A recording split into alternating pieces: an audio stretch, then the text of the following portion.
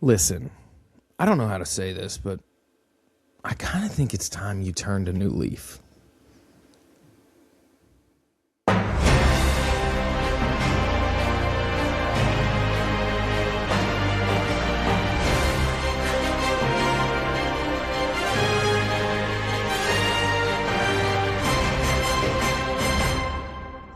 Welcome to Security Today. We're back at it again for another week, an episode of the Security Today podcast brought to you in part by DoorJam. DoorJam is a convenient tool to prevent doors and gates from closing behind first responders and professionals in the trade. It's critical for us as security professionals to keep a high standard of professionalism as we work in sensitive areas in our customers' and clients' spaces. This means we don't just prop a door with a bucket of pull string or a push broom because that kind of looks like they're being hacked or breached. Instead, you can use the device created by DoorJam to show that there is a technician at work and all is well. You can use the discount code ST.079 on their website at DoorJamm.com and receive 10% off of your purchase. Brand your DoorJam with your company's logos and make it a mandatory carry for all of your technicians. And if you ever see me in person, I'll get you a Security Today podcast branded DoorJam that is coveted by millions in our industry. I'm Uncle Baer. That's right, Uncle BAER _ on Instagram and Twitter, and at Security Today podcast on Instagram and YouTube. This is the security industry's technician first podcast, bucking all the norms, giving unpaid opinions, and set on providing you the education and brief news highlights that you need to continue to grow and hashtag be the better tech. I'm Uncle Baer, and I aim to be your uncle in security. So give me a like, a follow, subscribe, and share this podcast industry-wide. Let's get back into it. Just recapping, if you have been paying attention the last 2 weeks, we actually deviated for the first time this year into a segment called Security Dojo from the news and highlights, which you're watching now. Now, this Security Dojo is a two-part series, and you can check out 2 weeks ago and last week to get the Hanwha Vision NHP series IP controller breakdown, from the hardware in the first episode to the standalone license-free software in the second episode. It is something that you do not want to miss, and it is one of my favorite episodes, or one of my favorite I say this about all segments, but they're all my favorite segment because it takes things to the bench and we actually break into it. And right now, I'll tell you, I'm working on another Security Dojo that I'm tippy-tapping in the DMs to see how we can make it happen to get Centrios on here, because that's an awesome platform, again, for small to medium business. Now, I also want you to know that I'm building a list of interviewees for the Room Where It Happens, where we bring security professionals onto the podcast. They tell us how they got into security, what they think about security, where it's going, all the good stuff. Those interviews are gold and always an easy listen. And if you've ever listened to Bid to Bank, which you need to go back to and listen now, because we take security integrators, oftentimes owner-operators, and we walk through the 5 pillars of Bid to Bank to get the whole process of how they operate their business.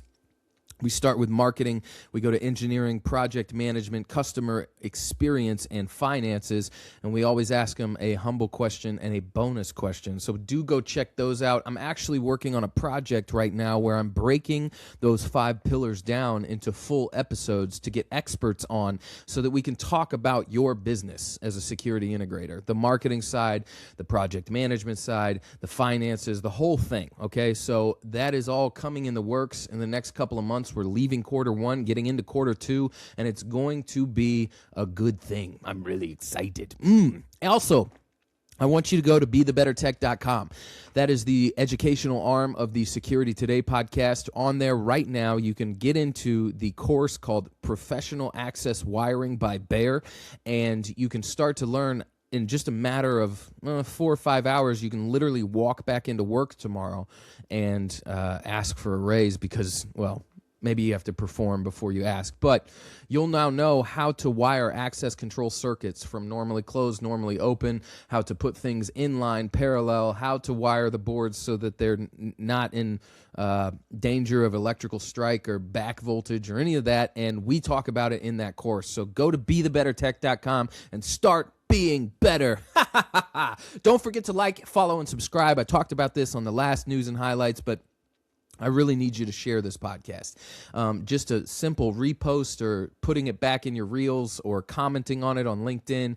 It's really important. It really helps. And watching on YouTube gets those views up. And so I need you to do that. You have to do that. I have to do this, where I sit in front of a microphone and act like a crazy person for a half an hour. Also, I'm going to be at ISC West just in a couple weeks, guys. It's coming up hot and heavy. Now, my schedule is booked, okay? I got to talk to a bunch of people, and I'm trying to figure out how to make some side content there. Not necessarily like I have in the past at ISC, because I'm actually going with my employer, so I have to be employed while I'm there, but giving you kind of the breakdown of maybe what a product manager goes through from a manufacturer's point of view while they're at the ISC show. We can do all of that. We can figure it out. And if you find me, of course, I'm going to be carrying some of these bad dogs, the Security Today podcast branded door jam, and I will hook you up. All right, let's talk about what we're going to talk about. So D-Tools finds its way onto your mobile device, and I'm going to explore that for you. I'm also going to give you a slow pitch softball just to knock it out of the park with all of your nonprofit customers. And I'm going to introduce you to Leaf. You're going to want to pay attention, okay, for serious. We're going over encryption. We're going over how the industry is changing from proprietary to open standards, and it is all good news. All right, but first, every single week, we give a shout out. That's right, I give a shout out to an Instagram platform so that you can fill your feed with less of that AI slop and more of that education that you need to get the 10,000 hours to master your craft. This week's shout out goes to @cybersecurity_girl. Spelled like it how it sounds. I follow a ton of cybersecurity and privacy type accounts where there's kind of like a talking head. They instruct you how to make your devices, and the things technologically around your life, how to somehow mitigate big data from stealing your soul.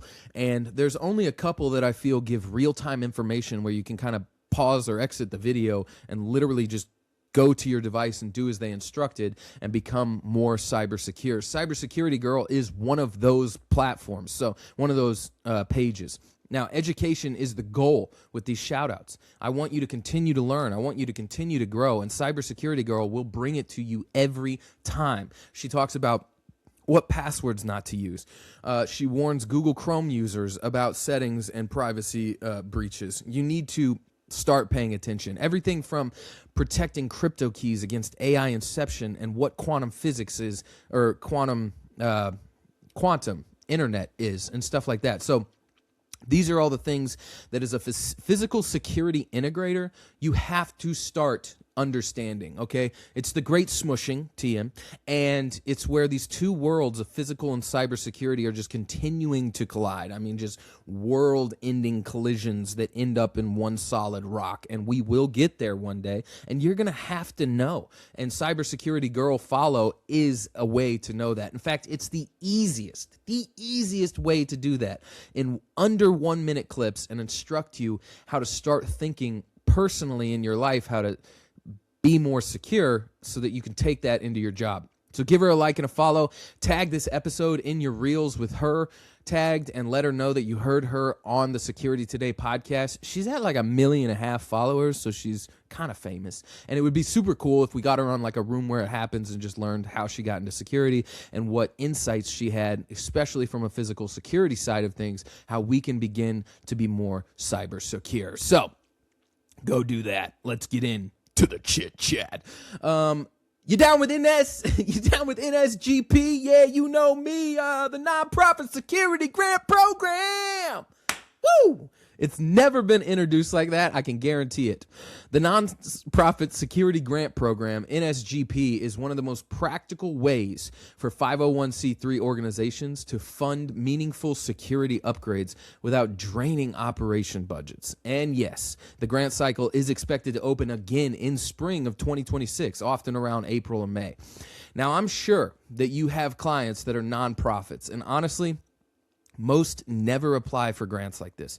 According to FEMA, in 2024, there were only 7,800 applications that were submitted. And when you compare that to how many actual nonprofits there are in the states, it's kind of a fraction of those who could be taking advantage of this. So it is your duty as their security provider to make sure that they know about the NSGP, the Nonprofit Security Grant Program. And it's a win-win, okay? You get money from our wasteful-ass government, and it actually goes to securing facilities that never have the budget to secure the facilities. NSGP is a federal funding administered through states to help nonprofits prevent and prepare for targeted violence, including terrorism and extremist threats, which in nonprofits, it's not hard to find those threat vectors because a nonprofit is usually trying to help in harsh environments.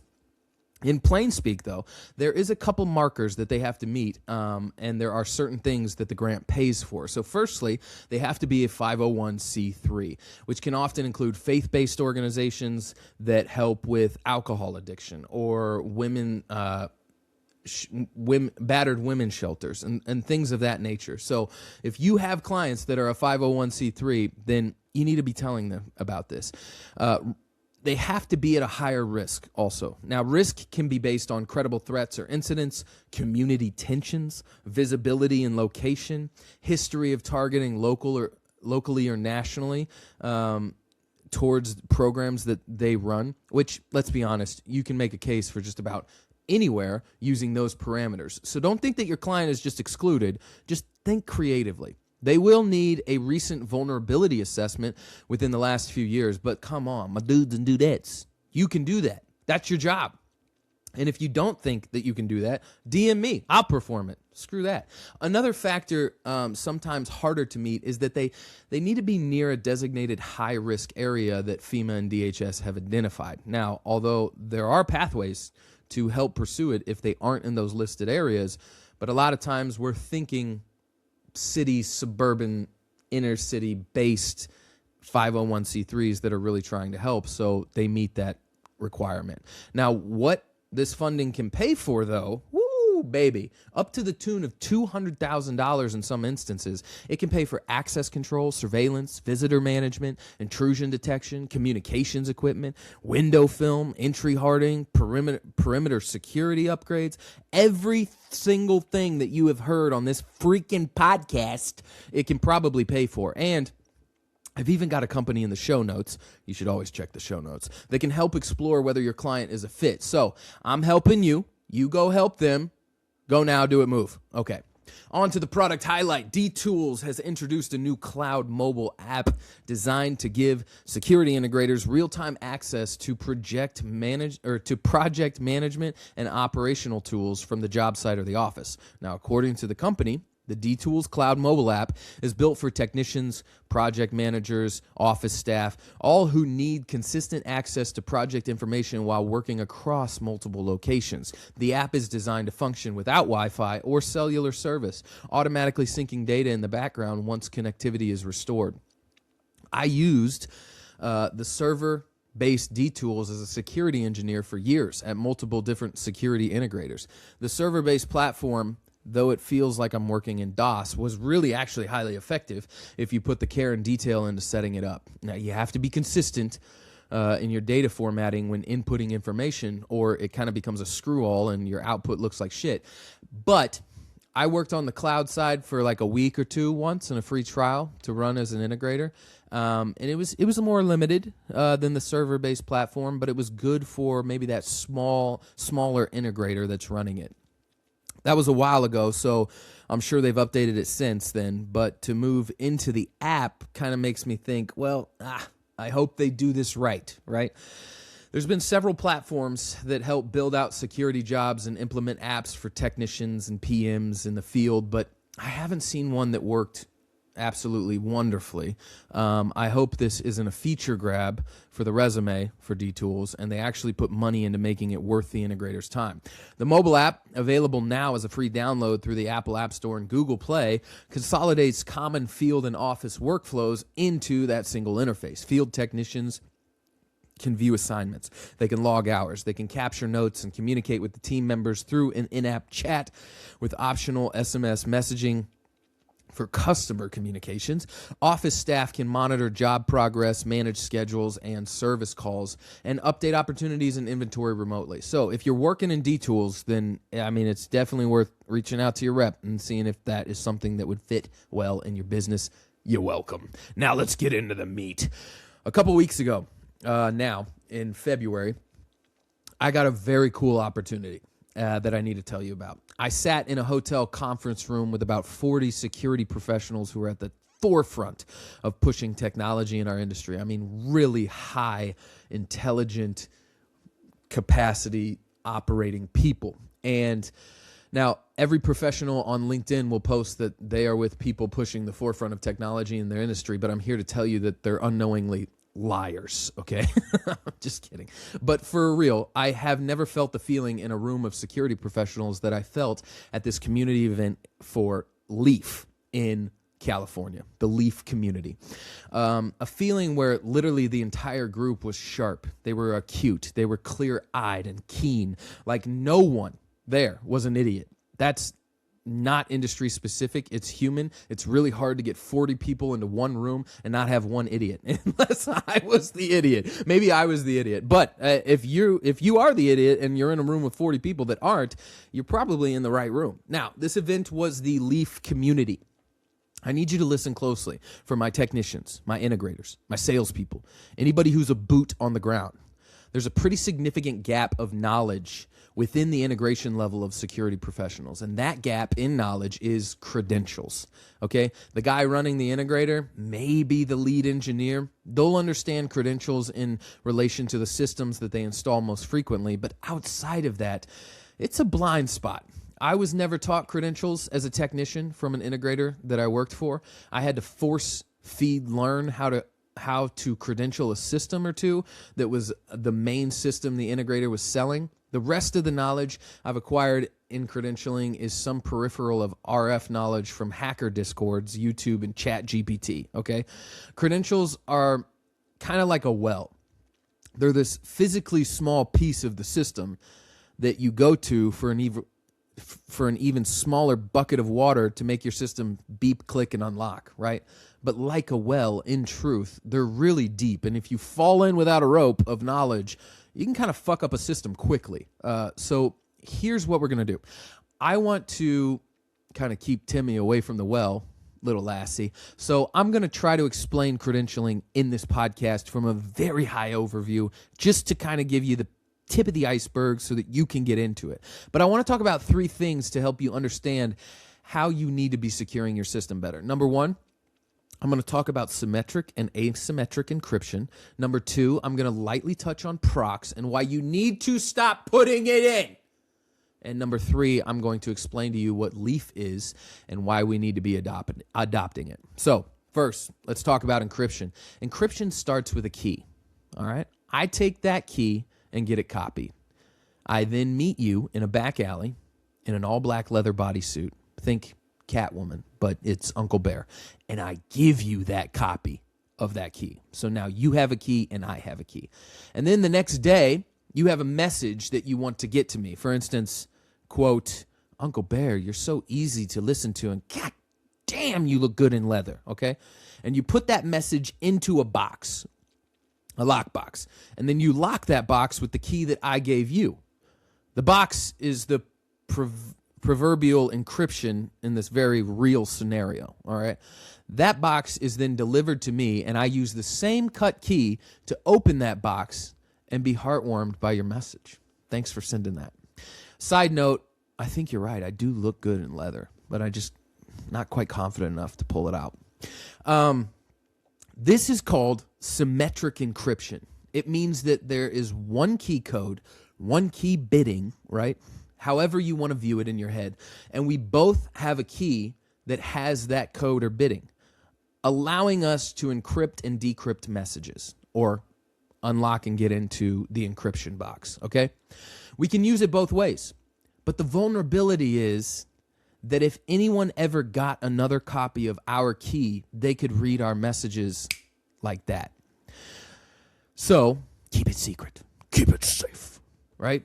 The other type of encryption is asymmetric encryption. So let's imagine the same scenario. This time, though, I have a lockbox that has 2 locks on it. One lock opens the box, and one lock shuts and stamps the box and locks it and stamps it as you being the sender. They're different keys, and neither can do the opposite.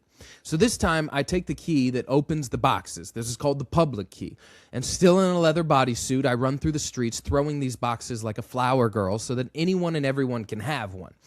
You see the box, you pick it up, you write me a love letter surrounding my leather appeal, and then you lock the box. But you're not the only one who found my curves to be appealing, so your neighbor does the same thing.